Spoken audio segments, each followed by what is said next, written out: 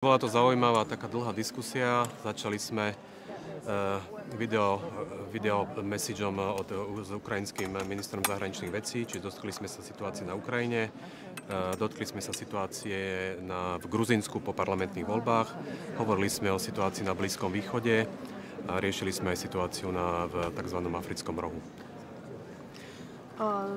Veľkou témou bolo dnes teda použitie amerických zbraní Ukrajinou na ruskom území. Videli sme teda nejaké reakcie ostatných krajín. Aká je teda reakcia Slovenska? Táto otázka nebola priamo predmetom diskusie počas rokovania. Bolo to otvorené naozaj len veľmi okrajovo a poviem na úvod to, že bola skôr len výzva, bola formulovaná výzva na tie krajiny, ktoré už dodali adekvátny typ zbraní, ako hovoríme teraz o týchto amerických raketách dlhého doletu, aby využili všetky aby umožnili využiť technické kapacity týchto rakiet, podobne ako urobila americká strana toto rozhodnutie. Čiže nebola priamo diskusia o tomto. Za nás môžem povedať, odvolám sa na vyhlásenie stanovisko pána premiéra, ktorý zaujal jasnú pozíciu k tejto otázke.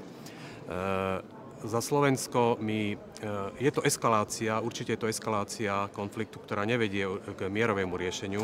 Ako viete, pozícia Slovenska od začiatku je jednoznačná, my podporujeme mierové riešenia a mierové iniciatívy a toto určite nepovažujeme za cestu, akým spôsobom dosiahnuť mierové riešenie.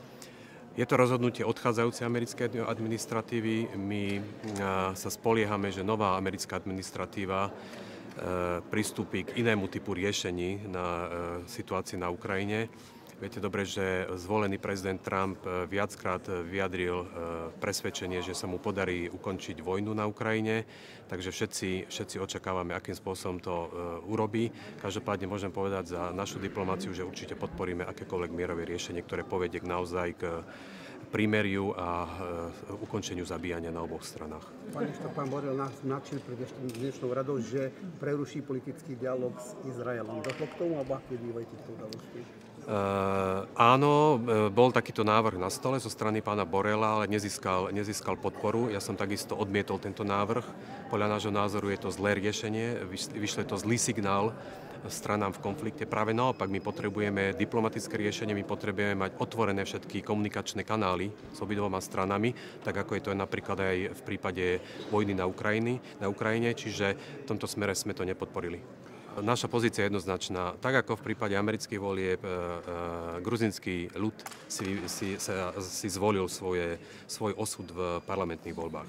Samozrejme, aj pán premiér počas stretnutia s gruzínskym premiérom na Európskom samite v Budapešti zdôraznil, že očakávame, že tie pochybnosti alebo tie otázky, ktoré vznikli počas volebného procesu, budú zodpovedané. Ale my sa nejakým spôsobom nechystáme zasovať do vnútornej situácie v Gruzínsku, nechystáme sa byť nejakým arbitrom vnútropolitických diskusí v rámci Gruzínska. A v tomto duchu som aj vyzval, aby akékoľvek opatrenia, ktoré bude Európska únia prijímať, aby nehrotili situáciu alebo naopak boli zamerané na upokojenie situácie a nedotkli sa jednoduchých, obyčajných ľudí, ktorým, ako viete, podľa posledných prieskumov až 80% Gruzíncov podporuje členstvo v Európskej únie a pre Slovensko a myslím si aj pre Európsku úniu je dôležité, aby sme nestratili Gruzínsko na ceste do Európskej únie.